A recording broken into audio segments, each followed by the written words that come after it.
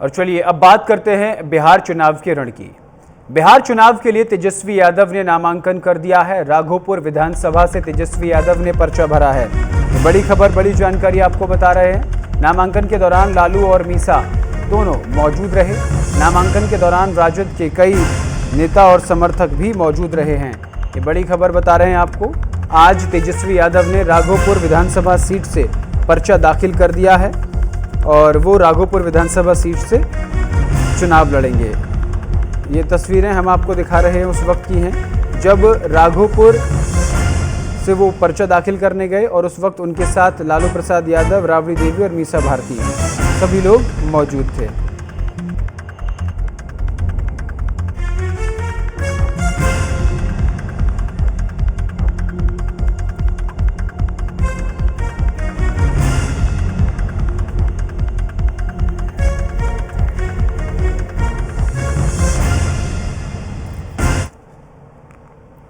बिहार विधानसभा से जुड़ी एक और बड़ी खबर आपको बता दें। बिहार चुनाव में जेडीयू की पहली सूची सामने आ गई है। जेडीयू की पहली सूची में 57 उम्मीदवारों के नाम शामिल हैं। माधेपुरा से कविता शाह को टिकट मिला है। वैशाली से सिद्धार्थ पटेल को जेडीयू का टिकट मिला है। वारसीनगर से मंजरी मणालनी को टिकट मिला है।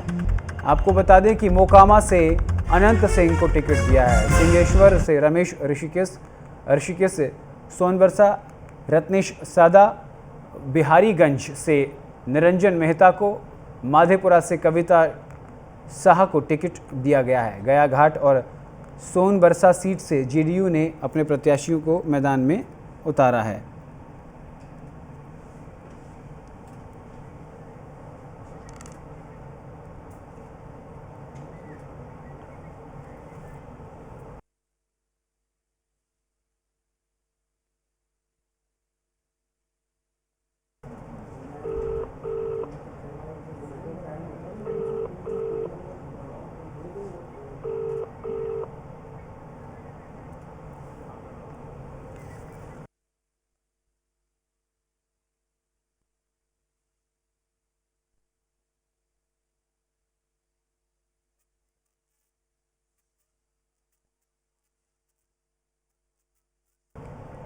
और इसी खबर पर विस्तार से जानकारी के साथ हमारे संवाददाता नीलकमल हमारे साथ जुड़ गए। नीलकमल, आज राघोपुर विधानसभा सीट से तेजस्वी यादव ने पर्चा दाखिल किया, उनके साथ कौन कौन इस वक्त मौजूद रहे?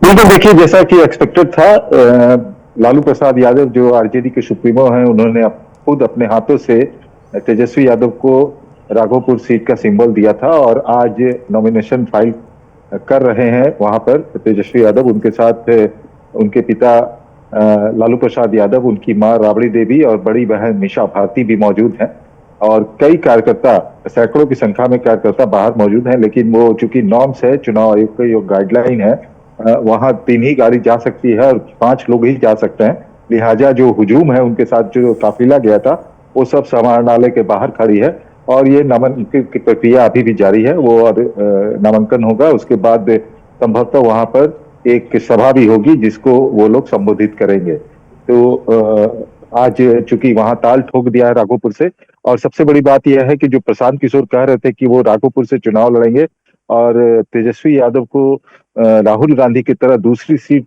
की तलाश करनी पड़ेगी। अभी तक प्रशांत किशोर की तरफ से यह सूत्र के हिसाब से जानकारी आ रही है प्रशांत किशोर संभवतः चुनाव ही ना लड़े। इस बार विधानसभा चुनाव जो हो रहे हैं 2025 में, उसमें चुनाव ही ना लड़े। तो ऐसे में अब जो है बीजेपी और बाकी जो है वो तंज कसने लगे हैं कि चुनाव मैदान में अखाड़े से उतरने से पहले ही वो हार मान चुके हैं प्रशांत किशोर, इसलिए वो भाग खड़े हुए हैं। बड़े बड़े दावा कर रहे थे कि हम राघोपुर से चुनाव लड़ेंगे, तो तेजस्वी यादव को सीट बदलनी पड़ेगी।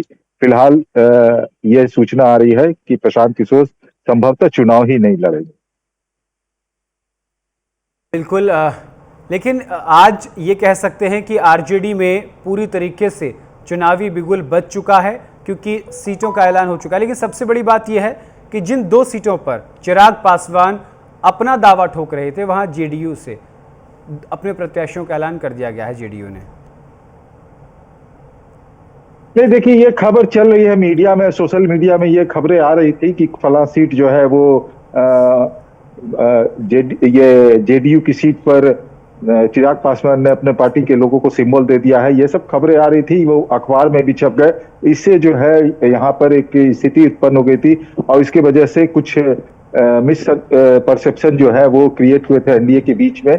अब ये सोशल मीडिया अखबार में खबर छपने के बाद कुछ टीवी पर भी खबरें चल गई थी, लेकिन जो जिन 4 सीटों पर चिराग पासवान ने जो उम्मीदवार खड़े किए हैं, मैं उनका नाम अपने दर्शकों को बताना चाहूंगा कि उसमें सबसे पहले जो प्रदेश अध्यक्ष राजू तिवारी है, वो गोविंदगंज पूर्वी चंपारण विधानसभा सीट से उनको प्रत्याशी बनाया गया है। हाँ, ये अलग बात है कि गोविंदगंज जो है वो बीजेपी की सीट रही थी, वहां पर जो है वो sitting seat BJP Chirag Paswan के लिए छोड़ चुकी है।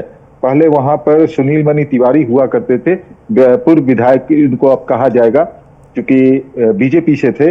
तो वहां राधा मोहन सिंह जो पूर्व सांसद रहे, पूर्व कृषि मंत्री रहे, उनका एक दबदबा था, वो सीट तिवारी का बचा नहीं सके।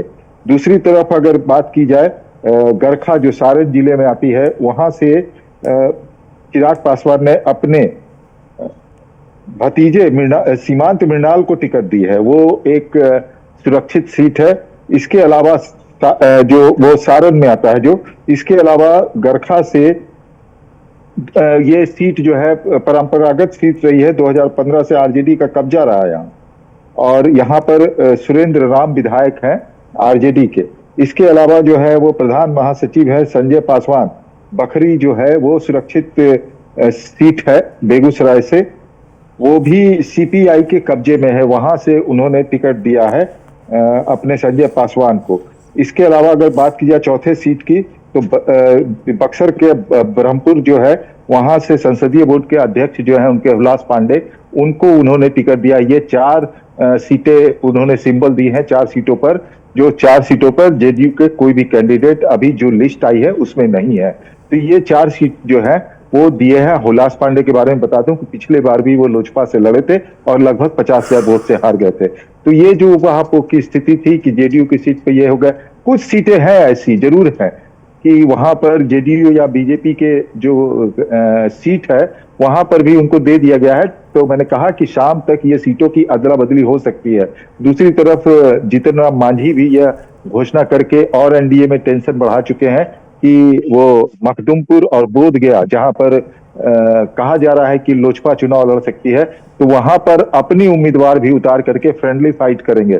तो ऐसा एनडीए में होता नहीं है। अब ये देखने वाली बात होगी कि क्या वास्तव में वो दोनों सीट लोजपा को गई है, क्योंकि मखदुमपुर सीट जो है वो गढ़ माना जाता है जीतन राम मांझी का, तो क्या वो सीट गई है? हालांकि जो जिन सीटों को दिया गया था जीतन राम मांझी को, उन सीटों पर उन्होंने उम्मीदवार भी खड़े कर दिए हैं, जो हम लोगों ने दर्शकों के सामने रखा भी है कि किन किन सीटों पे उन्होंने अपने उम्मीदवार को सिंबल दे दिया है।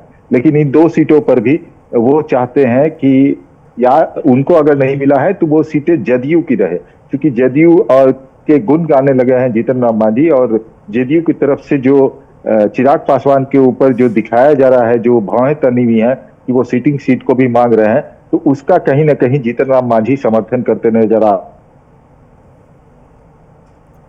रहे हैं एंड चिराग पासवान से बेहद नाराज नजर आ रहे हैं। अभी शाम तक सारे मामलों को सुलझा लिया जाएगा, यह भी हमें सूत्र बता रहे हैं। जी, नीतीश कुमार नाराज हैं, लेकिन साथ में अब जिस तरीके से सुबह ये संदेश मिला चिराग पासवान को कि 2 सीट जो हैं उनको होल्ड कर दिया जाए क्योंकि उन पर जेडीयू अपना दावा ठोक रही है, तो कहीं ना कहीं चिराग पासवान कमजोर नजर आए हैं यहाँ पर बीजेपी के सामने।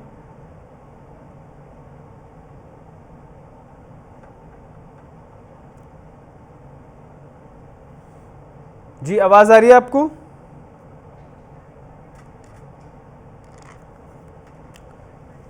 बहुत बहुत धन्यवाद आपका तमाम जानकारी के लिए।